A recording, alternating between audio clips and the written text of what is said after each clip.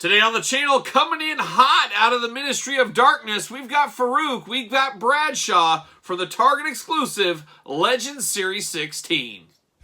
The spirit of Ultimate Warrior will run forever!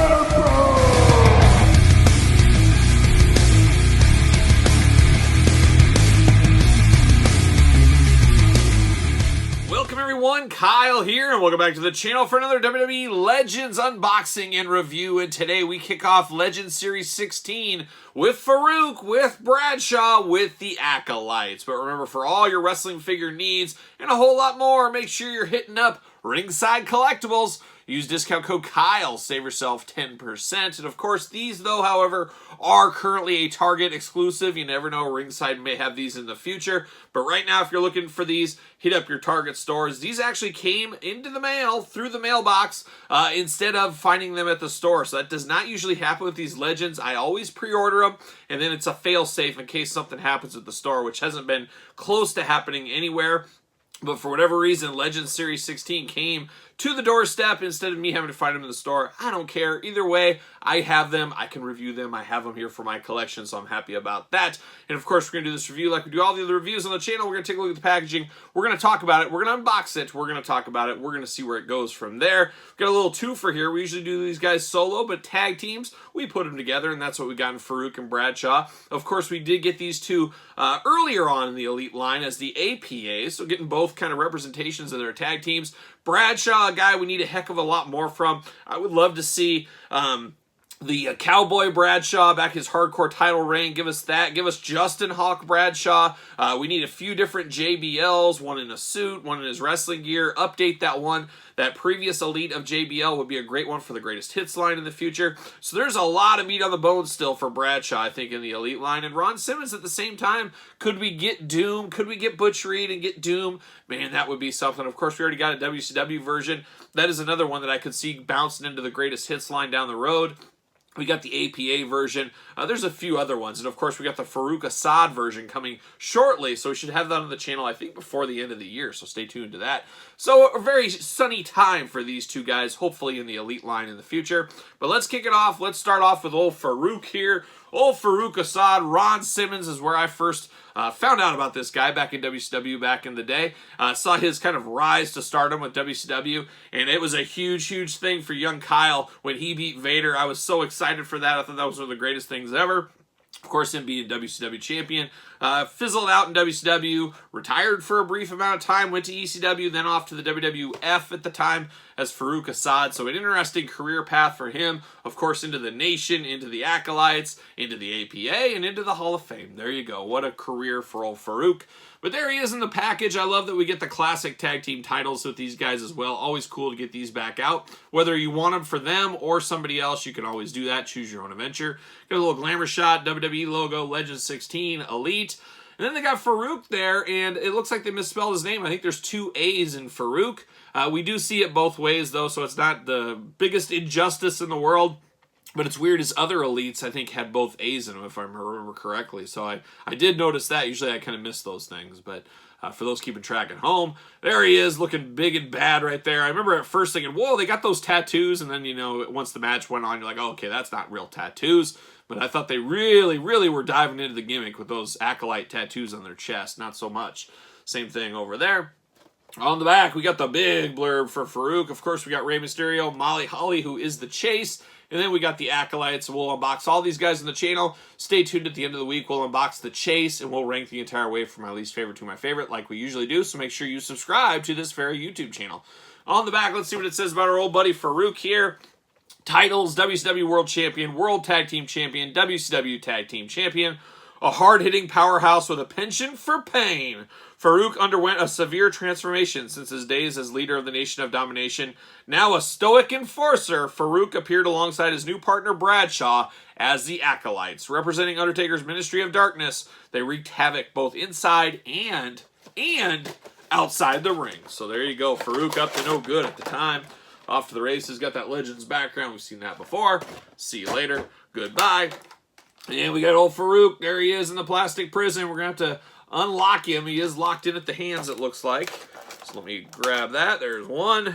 And off to the races with 2. We are free. We're free from the plastic prison. I'm going to pop these hands out so we get extra hands with him. And, of course, the tag title belt as the accessory. See you later.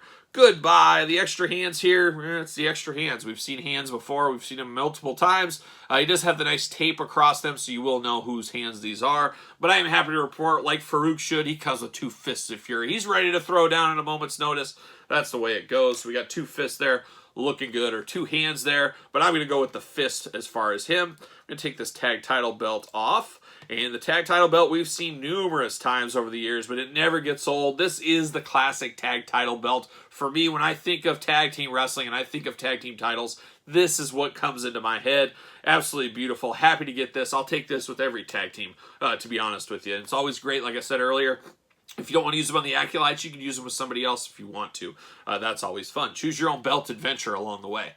Now we get down to old Farooq Ron Simmons, and man, this is a figure that looks good. He looks good all day long. You know this is Ron Simmons in the face. He does got a little bit of side eye going on. I don't think that is supposed to be that way, but just a hair off, which looks like he's looking kind of off to the side, and that's part of the true effects process. I think sometimes they get a little offline, and that's what you end up with. It's not terrible, though. It doesn't ruin my day, we'll say that much. He does got his goatee there. He's got his beautiful hair. You know it's Ron Simmons' hair all day long. Beautiful, beautiful. Of course, these heads are easily removable now, as we know, so you can't pop it off. Pop it back on. Sometimes it doesn't go back on as easy as you want it to. Well, there you go. Just got to line it up. But we got the head movement, of course. You got the arms that go all the way around. You get the bicep cut. You get the double-jointed pinless elbows. You guys know I love that. You got the black forearm tape, and then you got the hands removable, the fist with the same tape we saw on those. You do get the big ab crunch, of course, waist articulation. You do get the big old Ron Simmons Farooq splits right there. You do get a thigh cut. You do get double jointed knees. You do get the boot cut. You do get the ankles back and forth. And really, the articulation is good on Mattel. The ankle's always the weakest point. I think that's what needs to be improved, if anything. You know, they're giving us drop down hips in the Ultimate line. Get rid of that, and let's fix these feet. Let's make these things more posable. Let's get a little bit more pivot in there. That's what I would like to see. But then breaking down Ron a little farther, or Farooq, I should say. He does got his bicep bands there, of course, very patented at the time. He's got his Acolyte Ministry of Darkness tights on, all kinds of satanic stuff going on over there. Of course, it was Satanic Undertaker time, so we got some of that going on in a nice kind of maroon and silver against the black. Looks really good. Nice tall boots on Farooq here. Just, it is Farooq. It is a little plain Jane, but that's kind of how he was at the time here. But the very cool hieroglyphic satanic messages on his chest. I don't know what those were ever supposed to say, but he does have those here as well. Does he fit on a Ringside Collectible stand? Use discount code Kyle. Save yourself 10% at Ringside Collectibles. Make sure you get the WWE stands, of course. But he fits like a glove. Looking good all day long. Like that a lot. And then, of course, we got the APA version of Ron Simmons. Very cool. Very cool to get all these incarnations of Ron. One of these days we'll have to do a top 5 Ron Simmons on the channel. There's no reason not to. We got Jack's Classics. We go back to the Galoob days. We can pull out different elites that we've had. Strangely enough, never a basic that I don't remember off the top of my head. I don't think we've ever gotten a basic of Ron Simmons Farooq. And then, of course, back to the Jack's Ruthless Aggression days. Got quite a few of him as well over there. So not too shabby. This is a very, very good one. I always love tag teams. I love tag teams that are in the same assortment. So there's a lot I like about this figure right off the bat. It'll be interesting how he shakes up when I have to rank the entire wave from my least favorite to my favorite later in the week. So now we turn our attention to his partner, Bradshaw. Bradshaw, another guy I talked earlier about. We got a lot of elites that we still need out of Bradshaw. Hopefully we do get those in 2023 and possibly beyond. The one I want the most is like 2000... Would it have been 2004-esque when he was like kind of doing a Stan Hansen type thing? He got the chaps back, the black hair. Heck, you know what? We need the new Blackjacks too. Give me the new Blackjacks. Give me Justin Hawk Bradshaw. Give me more JBLs. Then give me that kind of hardcore champion version of Bradshaw with the beard and the black hair and the vest and all that kind of stuff. That's what I want. For whatever reason, I want that one. But anyways, I will take this one as well. So we get old Bradshaw right here looking good. Got the True Effects, got the Glamour Shot WWE logo, of course, tag team title belt with him. Legend 16 Elite logo. There he is looking good. He's got the hieroglyphics or whatever we're going to call them on his chest there. And there he is on the side. He's got his earring in as well. I don't know about that. Never an earring guy. Never an earring guy. You guys know me. On the back there, he's got the cross-sell down below. Of course, we're going to unbox all those guys on the channel, like I said earlier, so make sure you subscribe. We got the big blurb for Bradshaw. Can't wait to read that. And then you got the glamour shot once again. So without further ado, let's see what it says about our old friend, Bradshaw. Titles: WWE Champion, Intercontinental Champion, World Tag Team Champion. Even before he was a self-made millionaire and a wrestling god, Bradshaw's reputation as a tough-as-nails brawler already preceded him. Tag teaming with fellow powerhouse Farooq as the Acolytes, Bradshaw served as one half of Undertaker's two-headed force of destruction in the Ministry of Darkness. And the Ministry of Darkness was okay. As far as Undertaker's total career, that's probably the only time I enjoyed Supernatural Undertaker. I liked his look at the time, things like that. I liked the Ministry of Darkness, but it felt like just kind of cobbled together. It's like, all these guys, let's just throw them kind of together. I don't know. It felt a little forced. I guess that would be the answer there. A little forced. There it is right there. See you later. Goodbye. He is locked in at the hands as well, but we got the tag title belt. We got the 2 extra hands. Very similar to his partner, old Ron Simmons Farooq. And we cut one, and we're going to get the second one here, hopefully. There it is. No fingers cut. You know, it was a good day when that happens. Get the hands out. There's one, and there is 2. And we're going to pop him out. There it is. We're off to the races. See you later. Goodbye. All right, let's get down to business here now. And unlike Farooq, he comes with the 2 gripping hands, and we get the 2 fists off to the side. I think I'm going to put the fist on him to display, have these guys kind of lined up with 2 fists of fury. That's what I'll probably end up doing, but it's just 2 fists. It is what it is. We've seen these before. Tag title belt, same thing we saw earlier as well, so we've seen this before, but like I said, a great tag team title. And now we get down to old Bradshaw. Old Bradshaw, doing Bradshaw things, whatever that means. He does have his goatee on there. It's like missing a little spot on the side. I don't know if that's how it was or if that's just a paint blemish, but he's missing a little bit there. He does got the 2 earrings going. Always looked weird to me on Bradshaw having earrings like this. I don't know. I just think of some big, rough, tough cowboy. I just think most of those guys just don't have earrings. It's just me and my prejudices. My prejudices of what a cowboy should be. I don't know. You don't see Waylon Jennings with a earring, I don't think, do we? I don't think so. I don't think so. But anyways, we got Bradshaw here. Of course, he's got his goatee. Looks like him in the face. Got the jet black hair that he had during this time frame. We do get the hieroglyphics, for lack of a better term, on his chest there. You do get the same kind of tights that we saw with Ron Simmons, the same Ministry of Darkness graphics, things like that. He does have one elbow pad that we didn't see with the others, and he does have the patented bicep tape around there as well. Of course, articulation is going to be the exact same as the Farooq figure, as Mattel Elites always have the same articulation here. Not too shabby, though. Not too shabby. It's great to get these guys in the same wave. That's one thing I hate. One of my least favorite things in wrestling figures is when we get tag teams and they're not in the same set. Jax did it to us all the time for whatever reason.